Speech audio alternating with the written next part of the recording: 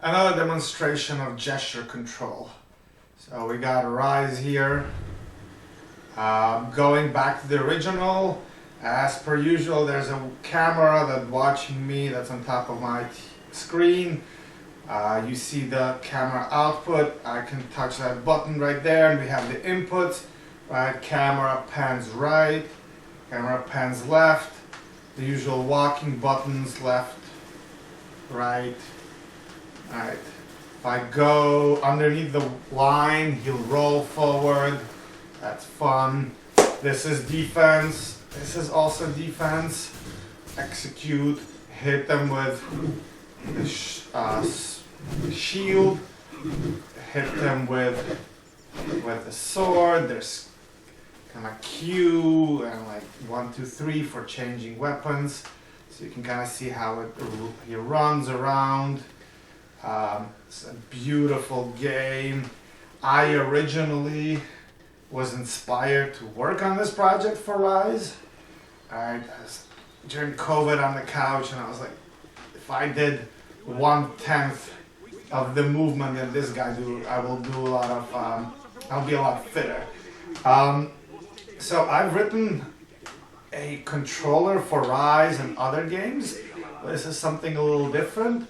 Now, instead of writing a controller for each game, I'm writing a general controller that gets turned into an exe file. And then inside of that folder, there's a buttons.csv, right? So if you write hip left, it's this button right here, it will press button A. If you decide to use this for another game, right? Maybe Q or R are not the buttons that you need for that game. You just switch it here, and when you run that file, right, you don't have to rewrite all the code. This is just a mapping between the digital buttons on the screen and what the old keyboard will actually press. A lot of this is just notes. All right, so back to the game, just to kind of demonstrate this a little bit. You know this game, this is great. You run over there. Alright, hit them with a shield, open them up, cross hands, he gets executed. Alright. Quite gory, but super fun.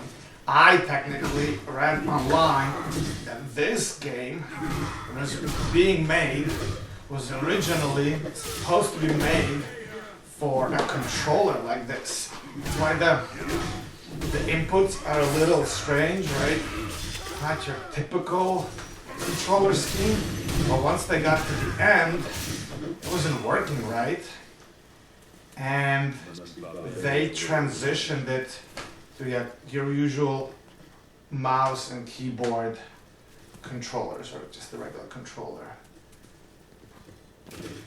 Alright, we'll play around a little bit more. So maybe somebody who has kind of worked on the original version of this game sees this video, and hopefully they like what we did here.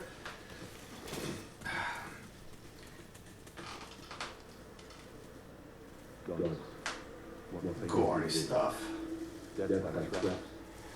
Let's go a little bit more. I'll try to show off a few more buttons.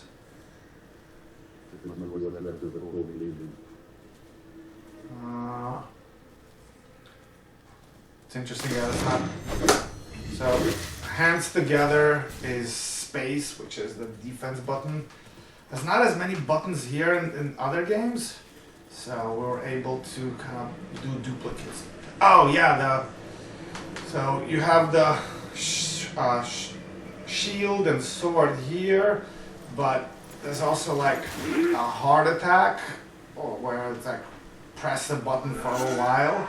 So now they have these bindings. I have a third button right in the middle, aka my face. So now what I'm able to do is to hit him hard. It's the same button. It's just this guy. You can set timings on the button in that CSV. Now, so I map the same button to a different place on the screen. but that allowed me to increase the timing of it. So now press one thing, it will press it for a split second, press another thing, it will press it for a while. Okay, let's do the Q thing.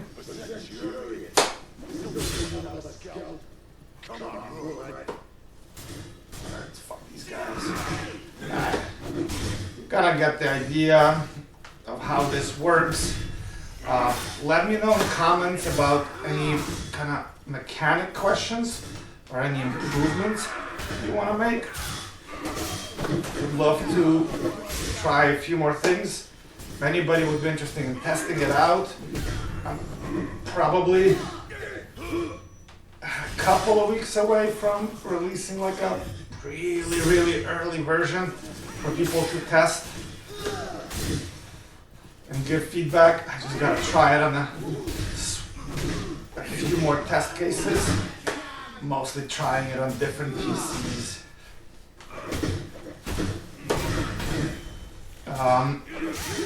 But happy to get some feedback and see what people think about this.